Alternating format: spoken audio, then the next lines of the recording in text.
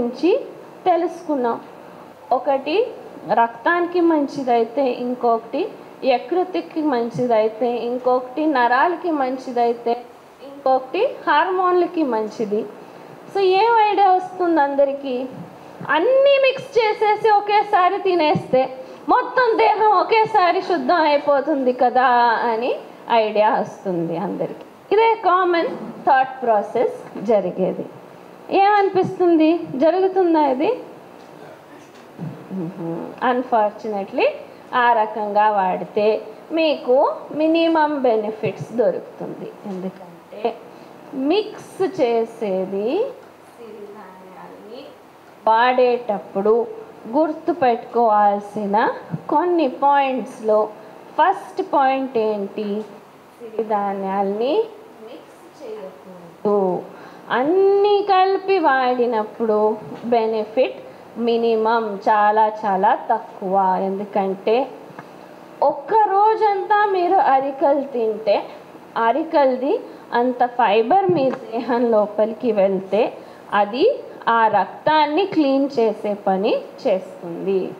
ఒక్కరోజు మీరు కొర్రలు తిన్నారంటే కొర్రల్లో ఉన్న అంత ఫైబర్ మీకు దొరికితే అది మీ నరాల్ని క్లీన్ చేసే పని చేయగలుగుతుంది.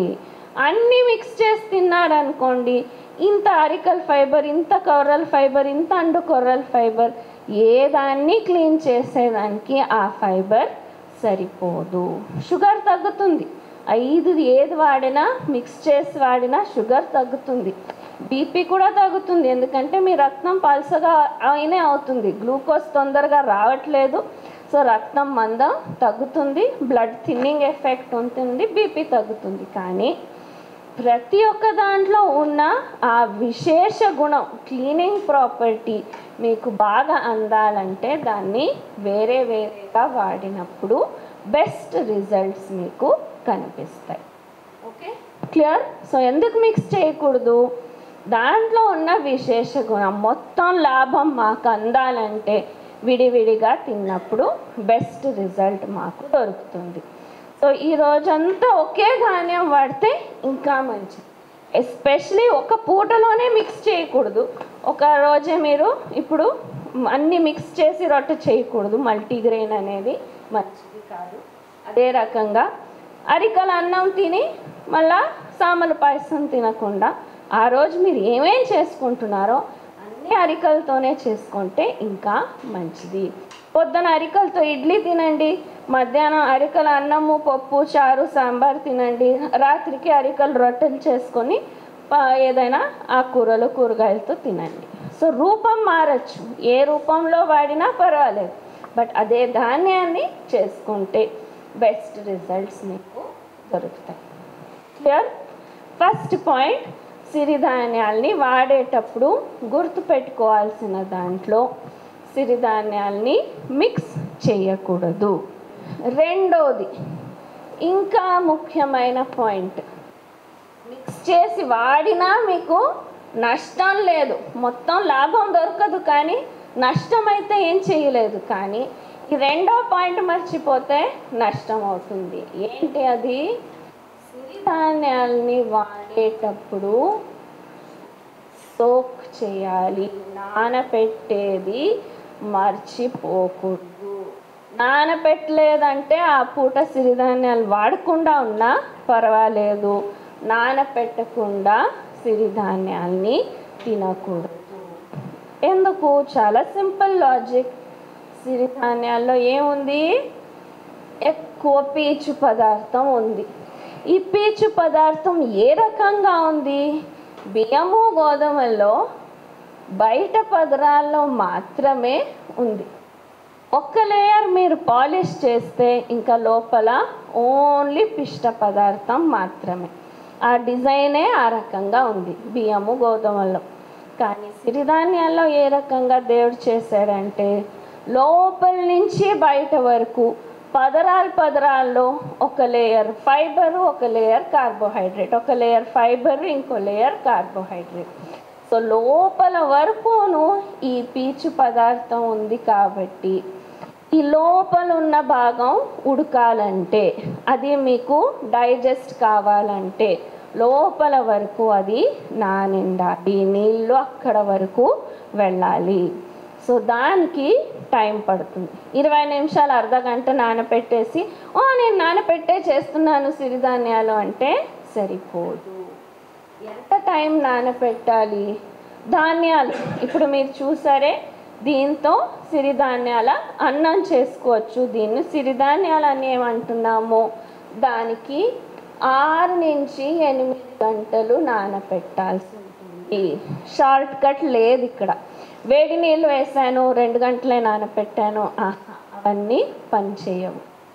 6 నుంచి 8 గంటలైనా నానపెట్టి చేసినప్పుడు మీకు ఇవి బాగా ఉడుకుతాయి, లోపల వరకు నీళ్ళు వెళ్ళింటాయి, డైజెషన్ కూడా ఈజీ అవుతుంది. ఎస్పెషలీ అండు కొర్రలు మొత్తం 8 గంటలు అవసరం. ఊదలు, సామలు, అరికలు 6 గంటలైనా పర్వాలేదు, కానీ అండు కొర్రలు 8 గంటలు మొత్తం మీరు నానపెడితేనే అవి సరిగ్గా ఉడికేది, సరిగ్గా జీర్ణం అయ్యేది.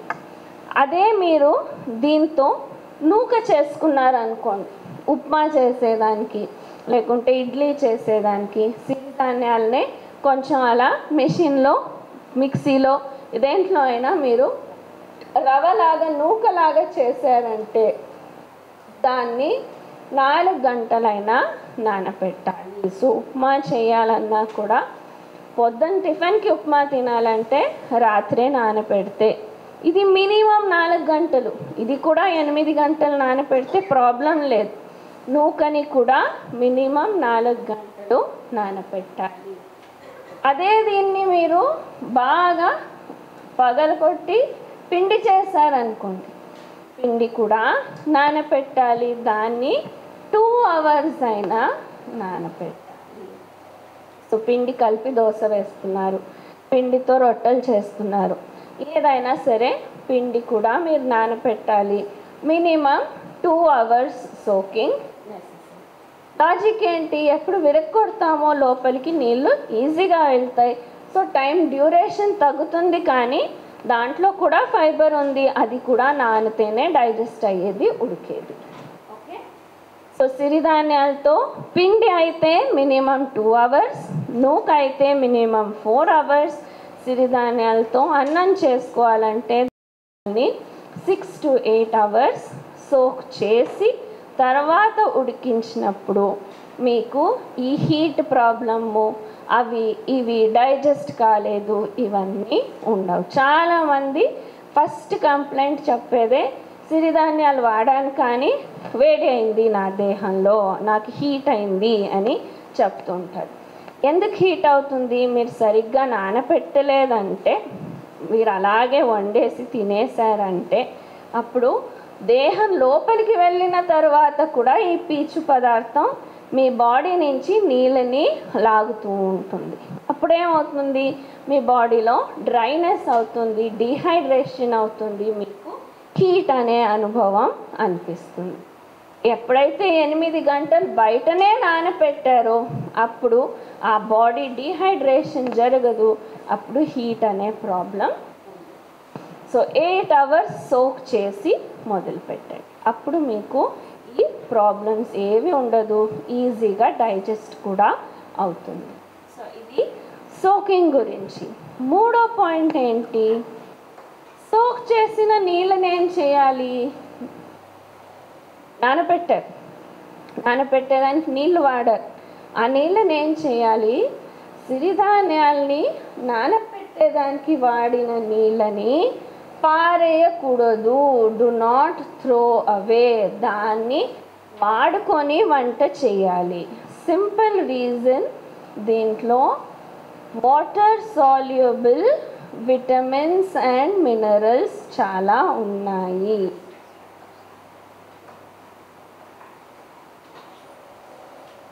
ఇక్కడ మీకు టేబుల్ ఉంది, తర్వాత చూడొచ్చు ఏంటుంది దీంట్లో.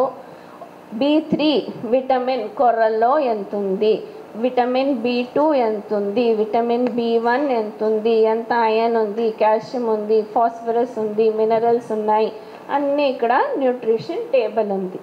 సో ఈ విటమిన్స్ మరియు ఈ మినరల్స్ అన్నీ నీళ్ళల్లో కరిగేలాంటివి. సో మీరు 8 గంటలు సిరిధాన్యాల్ని నానబెట్టిన తర్వాత ఆ నీళ్ళని మీరు పారేసి తర్వాత వాడితే మొత్తం విటమిన్స్ మినరల్స్ అన్నీ ఆ నీళ్ళలో వెళ్ళిపోతాయి డౌన్ ది డ్రైన్. సో మీకు ఏవి ఆ పోషకాంశాలు దొరకవు. అందుకే ఫస్టే మెల్లగా ఒకసారి నీళ్ళతో కడిగిన తర్వాత ఏ నీళ్ళు మీరు వాడుతున్నారో నానబెట్టేదానికి దాంతోనే దాన్ని ఉడికించాలి. క్లియర్? No doubt. ఎస్పెషలీ అరికలు నేను చూశాను, చాలామంది ఏం చేస్తారు, ఆ ఎర్ర రంగు దుమ్ము మట్టిలాగా అనిపిస్తుంది, కడిగి పిసికి 4 సార్లు నీళ్లు మార్చి చేతితో పిసికి పిండి తీసేస్తుంటారు.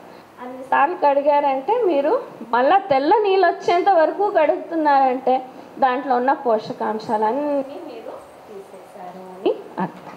సో ఆ రకంగా కాకుండా జెంటిల్గా ఒకసారి నీళ్లు పోసి చేత్తో ఇలా అని కడిగేసి ఏ నీళ్లు నానబెట్టేదానికి వాడుతున్నారో దాన్ని ఉడికించేదానికి కూడా.